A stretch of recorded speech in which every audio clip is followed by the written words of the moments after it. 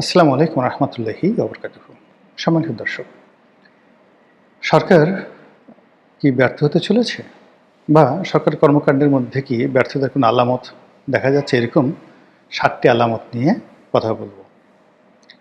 অনেকে হয়তো বিরক্ত হতে পারেন যে সরকার 2 সপ্তাহ হলো ক্ষমতায় এসেছে, এর মধ্যেই আপনি নেতিবাচক কথা বলা শুরু করলেন কেন? সাধারণত সরকার একটা হানিমুন পিরিয়ড থাকে, তো কাজেই সরকারকে একটা সুযোগ দিতে হবে, এই কথা আমিও বুঝি। কিন্তু একটা বিষয় আপনাদেরকে বলি, মর্নিং শোজ দ্য ডে। সকালবেলায় আপনি বলে দিতে পারেন যে দিন কেমন যাবে, নাম্বার 1। নাম্বার 2 হলো যে একেবারে প্রথম দিন বাসরাতে বিড়াল মারতে হয়।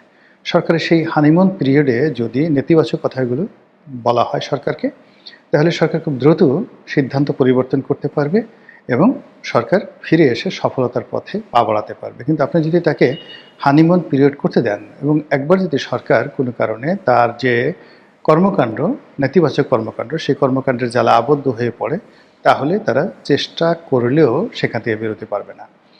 এখন প্রশ্ন করতে পারেন যে আপনি বিএনপির কে? আপনার কি কোনো পদ পদবি আছে? আপনি এত বিএনপিকে নিয়ে মাথা ঘামাচ্ছেন কেন? মূল ব্যাপার হলো যে আমি বিএনপির হয়ে নির্বাচন করেছিলাম 2018 সনে। এই নির্বাচন করতে গিয়ে আমি অনেক কিছু হারিয়েছি।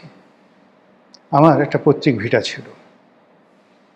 বহু পুরনো একটা গ্রামে বাড়ি ছিল। সেই বাড়িটিকে বুলডোজার দিকে ভেঙে মাটির সঙ্গে আওয়ামী লীগ সরকার মিশিয়ে দিয়েছে।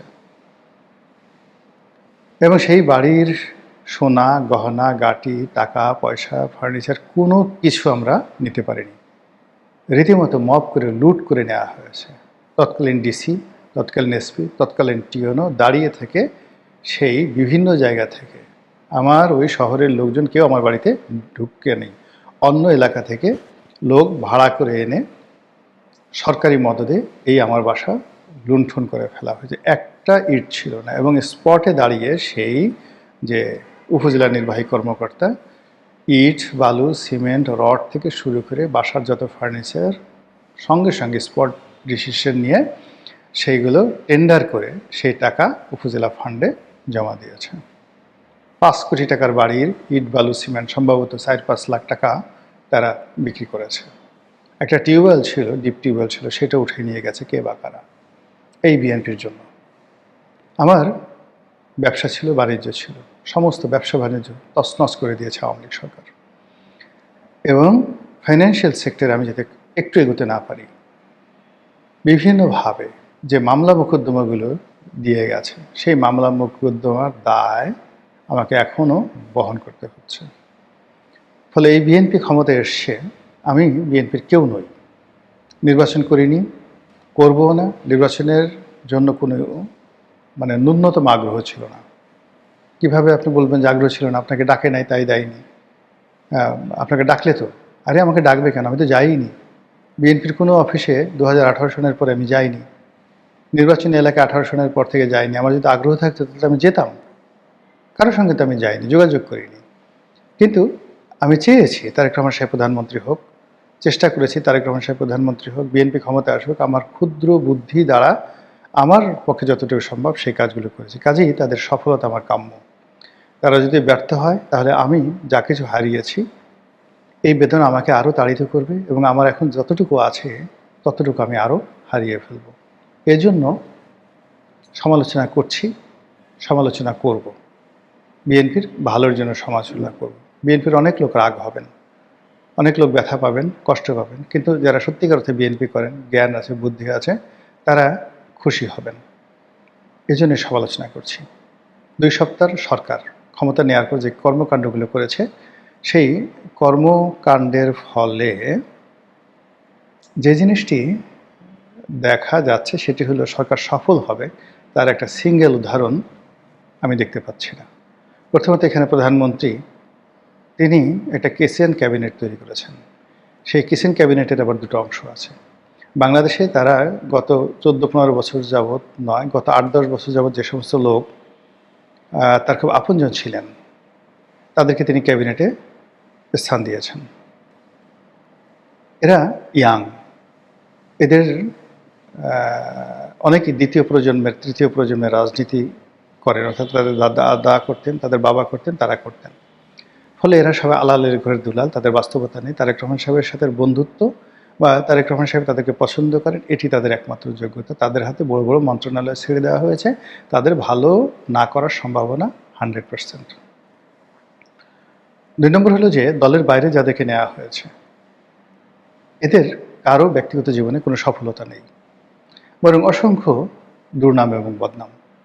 ফলে জোট সঙ্গী হিসেবে যাদেরকে নেওয়া হয়েছে, আমি নাম বললাম না, আপনারা জানেন, কিংবা অনেক লোক নিজেদের দল তারা ব্র্যান্ড করে বিএনপিতে যোগদান করে নির্বাচনে মনোনয়ন নিয়ে, নমিনেশন নিয়ে এমপি হয়েছেন, মন্ত্রী হয়েছেন। এই লোকগুলো আমি যাদেরকে চিনি, এদের কারোরই ব্যবসা বাণিজ্যে তারা কখনো সফল হননি। লেখাপড়া তো তারা বেশিরভাগ ক্ষেত্রে ভালো নয়। ব্যক্তিগত নৈতিক চরিত্রে কোনো সুনাম সুখ্যাতি নাই, আয় রোজগার নাই। এর কাছ থেকে ধার দেনা করে, টাউটারি করে, বাটপারি করে, বিভিন্ন রকম মিথ্যা কথা বলে 2 টাকার মানুষ 10 টাকার লম্প জম্প দিয়ে তারা তারেক রহমান সাহেবকে মুগ্ধ করেছে। কিন্তু বাস্তবে দে আর অল বটমলেস বাস্কেট। এই বটমলেস বাস্কেটের মানে এমন বটমলেস বাস্কেট, মাথা ভরা এদের নির্বুদ্ধিতা, এদের গোদ ভরা অহংকার, এদের বাঁকা মন ভালো না। তারা এমন কোনো দরবার নাই, এমন কোনো জায়গা নেই যে জায়গা থেকে তারা টাকা পয়সা না নিচ্ছে। ফলে তাদের হাতে যে সকল মন্ত্রণালয় ছেড়ে দেওয়া হয়েছে, যে সকল নির্বাচনী এলাকা ছেড়ে দেওয়া হয়েছে, ওখানে বিএনপিও ডুববে, সরকারও ডুববে, এবং ওই যে সমস্ত লোক বিএনপি নিয়ে আছে তারাও ডুববে খুব দ্রুত। এবং ইতিমধ্যে আপনি দেখবেন যে 2-4 জনের ডুবাডুবি শুরু হয়ে গেছে। 2-4 জনকে আলটিমেটলি ডুবানো হয়ে গেছে, 3 জনকে ডুবানো হয়ে গেছে। বাকিগুলোর ডুবানোটা সময় সাপেক্ষ ব্যাপার। আচ্ছা, এই গেল বাইরের। দলের ভিতরে যে গ্রুপটি লন্ডন থেকে এসছে, তারা সেই গত 14, 15, 16, 17 বছর ধরে বাংলাদেশের আসলে কি হচ্ছে তারা এই বিষয়গুলো জানে না। তারা সবাই বড় বড় দায়িত্ব প্রাপ্ত হয়েছে এবং উপদেষ্টা রূপে যাদেরকে বিভিন্ন মন্ত্রণালয়ে সংযুক্ত করা হয়েছে, এখানে প্রথম কয়েক মাস মন্ত্রীরা তাদেরকে খুব তোয়াজ করবে, তদবির করবে। একটা সময় মন্ত্রীদের আত্মমর্যাদায় আঘাত লাগবে এবং তারা কাজকর্ম বাদ দেবে। ফলে মন্ত্রণালয়ের যেখানে যেখানে এই লন্ডনী পার্টি উপদেষ্টা রূপে এসে যুক্ত হয়েছে, সেই সকল মন্ত্রণালয়ের কর্মকাণ্ডে স্থবিরতা নেমে আসবে। উপদেষ্টারা থাকবে, অনেক মন্ত্রী চাকরি হারাবেন।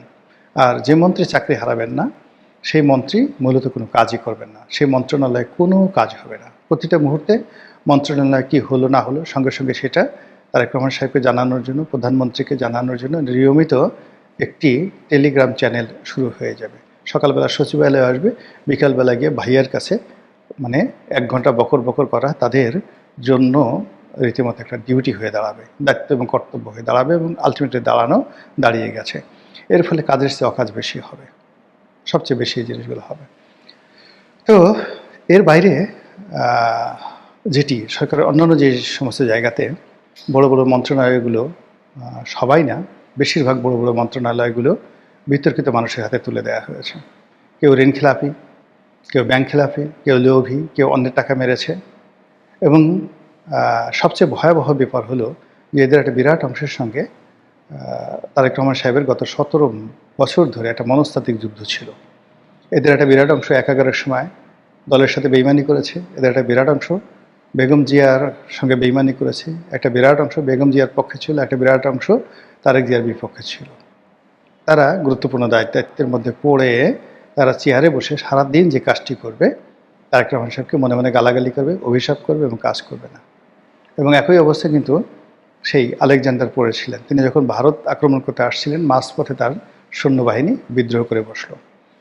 ঠিক সেই বিদ্রোহ করার সময় তিনি খুব বিপদে পড়ে তার যে শিক্ষক প্লেটো, তার কাছে একটা চিঠি লিখলেন, বিরাট সে ঐতিহাসিক সেই চিঠির প্রেক্ষিতে প্লেটো তাকে একটা বুদ্ধি দিলেন, খুবই গোপনীয় একটা বুদ্ধি। সেই বুদ্ধি অনুসরণ করার ফলেই আলেকজান্ডার সেই বাংলাদেশে, ঠিক এই ভারতবর্ষে আক্রমণ করার সুযোগ পেয়েছিলেন। এখন তারা জনাব তারেক রহমান সাহেবের চারিপাশে এরকম বিদ্রোহ করা গোপনে প্রকাশ্যে লোকের অভাব নেই। একেবারে তিনি যাদেরকে রাস্তা থেকে তুলে নিয়েছেন তারা আছে, তিনি যাদেরকে ক্ষমা করেছেন তারা আছে, তিনি যাদেরকে করুণা করেছেন তারা আছে, যাদেরকে ভালোবেসেছেন তারাও আছে। যাদেরকে ভালোবেসেছেন তাদের বক্তব্য হলো যে আমাকে ভালোবেসেছো ভালো কথা, কিন্তু আমার চেয়ে অমুকে কেন বেশি ভালোবাসো?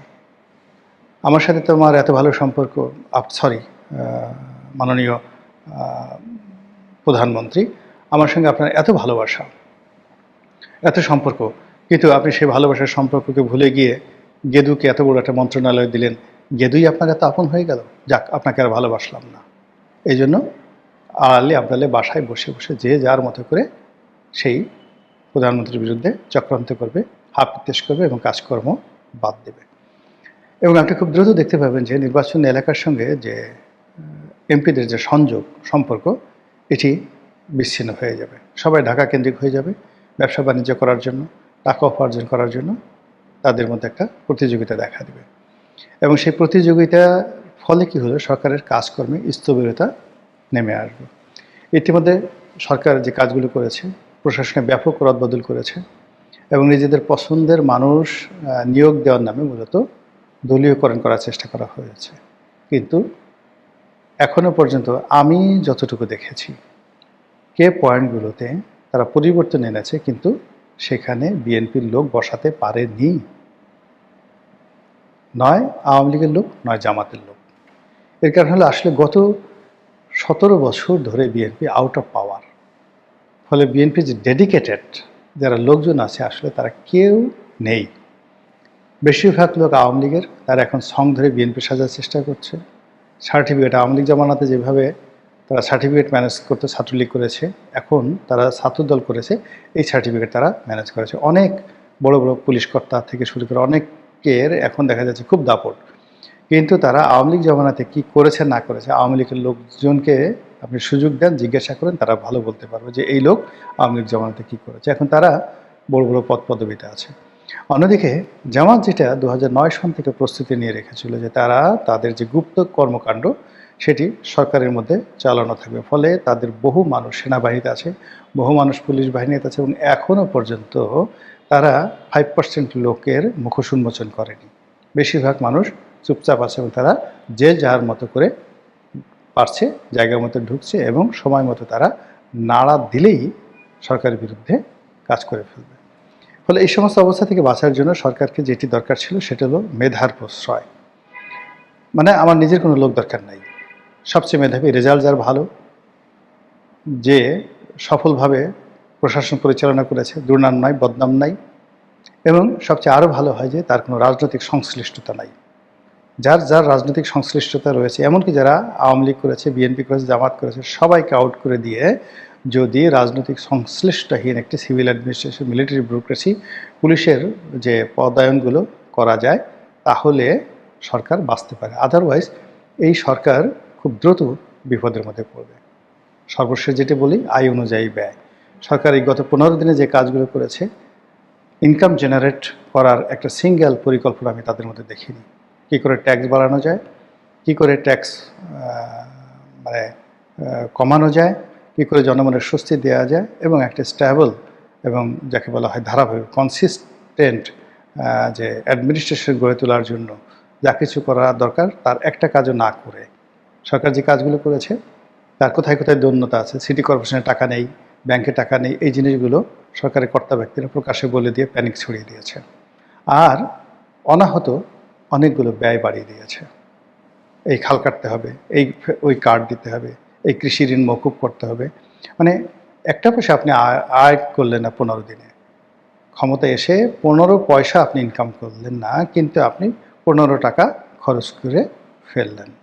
এবং যেভাবে এগুচ্ছে এবং যেভাবে এই খরচ করার একটা মহোৎসব তৈরি হয়েছে, বড় জোর 6-7 মাস এই দাপটগুলো চলতে থাকবে। এরপর দেখবেন যে খাল কাটার জন্য যে কমিটি করা হয়েছে, এর প্রত্যেকটি কমিটির দিকে তারেক রহমান সাহেব তাকাবেন না, এদের মন্ত্রিত্ব চলে যাবে।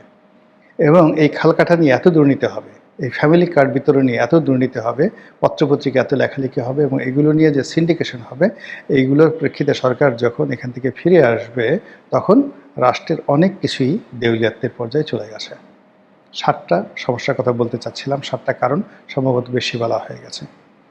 মহান আল্লাহ আমাদের সবাইকে হেদায়েত দান করুন এবং হেফাজত করুন। আসসালামু আলাইকুম ওয়া রাহমাতুল্লাহি ওয়া বারাকাতুহু।